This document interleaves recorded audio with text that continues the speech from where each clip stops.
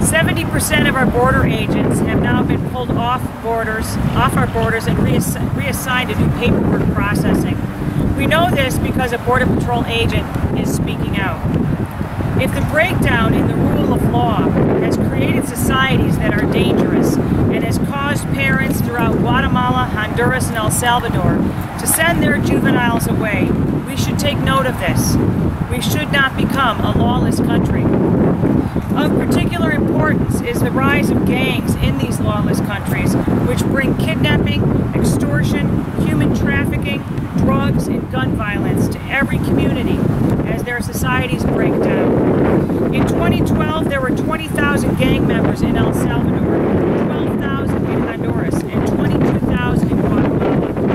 According to the FBI in 2011, the United States had 1.4 million gang members. That was 3 years ago. So we have far more gang members in the United States than all of the other countries combined. Why are we perceived as a safer nation? We follow laws. Our country follows laws. Our police officers enforce laws. When police officers don't obey the laws, they're usually investigated and charged and tried and put in jail.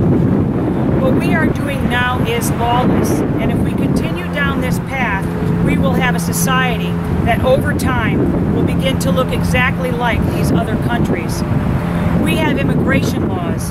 The president has decided not to follow them. We have a constitution that tells us how laws are supposed to be made, and a president that puts his hand on a Bible and swears an oath to uphold our laws.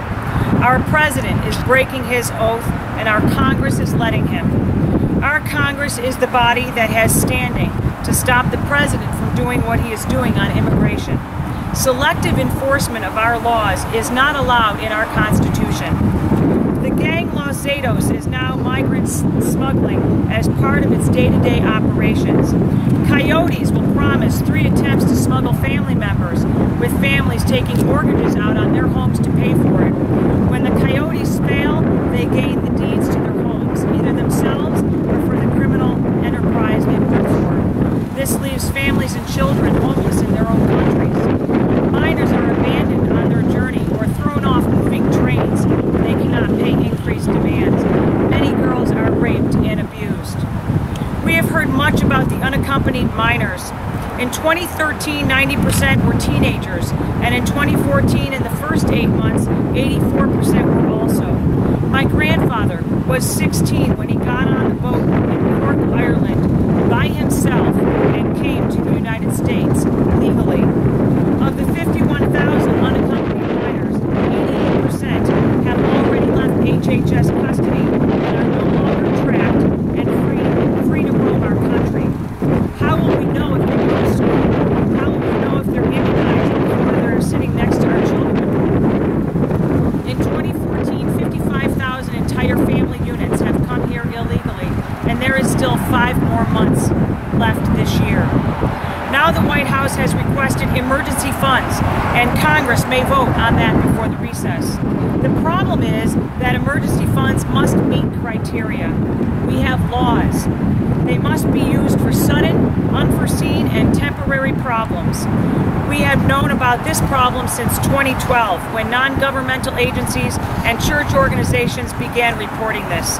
Texas Governor Rick Perry wrote to President Obama reporting a 90% increase in minors arriving in Texas in 2012. We have had 2 years to address this and have done nothing. In 2012, the White House negotiated for temporary housing at Lackland Air Force Base, but did nothing to stem the tide. This is obviously not unforeseen, sudden, or temporary. Each person coming here illegally will get taxpayer-funded lawyers and have hearings with immigration judges appointed by the president and paid for by us. 71% of households headed by illegal immigrants receive at least one welfare program. 57% of all immigrant families receive at least one welfare program. How will we afford this? They will all be qualified for Obamacare through a loophole that Brian Higgins voted for in H.R. 3962. This Obama economy is contracting. Despite what you read in your newspaper, employment participation is at an all-time low at 62.5%. 6.8%. Unemployment rates may appear to be lower, but it is because people have dropped out of the workforce and no longer plan on working. If we do not get Americans working again, we will not be able to pay the interest on our debt of over $17 trillion. Last year, our federal government needed to borrow $680 billion to pay bills, and it continues to spend. How will we pay for all of these new welfare recipients? Texas alone will spend $12 million a month on its National Guard effort to try to secure its border. We must decide whether we are going to be a country of laws. If we have no borders, then we are not a country. Our Constitution gives Congress the duty in Section 8 of our Constitution to, quote, provide for calling forth the militia to execute the laws of the Union, suppress insurrections, and repel invasions. If you watch the nightly news, you know that there is an invasion going on in our country, a mass migration that we are not ready for and will have devastating effects on our country. Brian Higgins is wrong on this side of the issue. He has voted against funding for a border fence in H.R. 6061 and H.R. 2638.